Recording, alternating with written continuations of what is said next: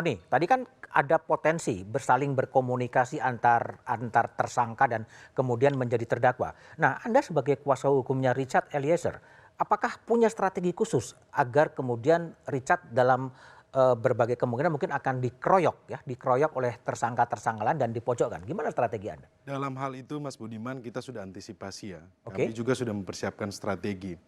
Terkait dengan keterangan saksi terhadap keterangan terdakwa yang lain kan sudah diatur dalam pasal 185 ayat 6 di KUHP. Persesuaian saksi dengan saksi, persesuaian saksi dengan alat bukti yang lainnya. Kami yakin bahwa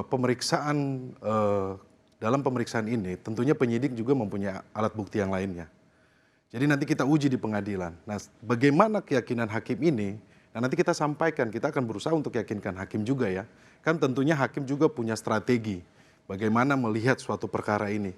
Jadi kalau seandainya pun saksi yang lain menyampaikan keterangannya, itu hakim bisa mencatat kalau dia menarik BAP-nya atau dia keterangannya berbeda dengan BAP-nya, tentu hakim akan melihat, akan mencatat. Nah, ini akan menjadi pertimbangan hakim juga bahwa saksi yang terhadap tersangka yang lain ini tidak konsisten.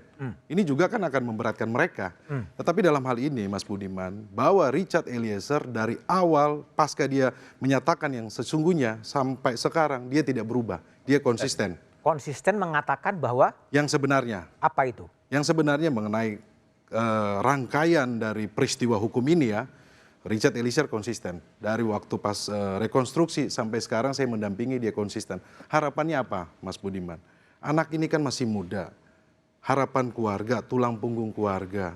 Harapannya supaya ini masa depannya ini masih panjang gitu loh. Jadi ketika menyampaikan kepada saya, Bang saya ini kooperatif karena apa? Saya masih mau punya masa depan.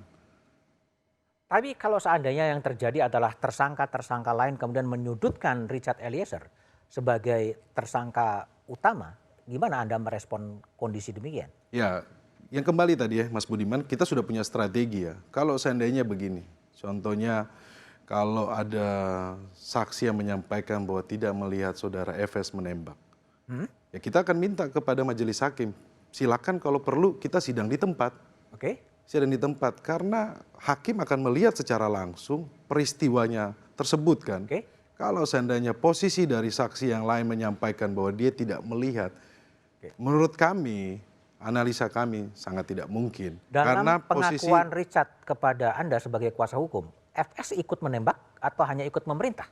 Betul, memerintah dan menembak. Memerintah dan menembak? Ya. Artinya menurut Richard, FS juga ikut menembak? Ya. Menembak setelah Richard menembak? Ya.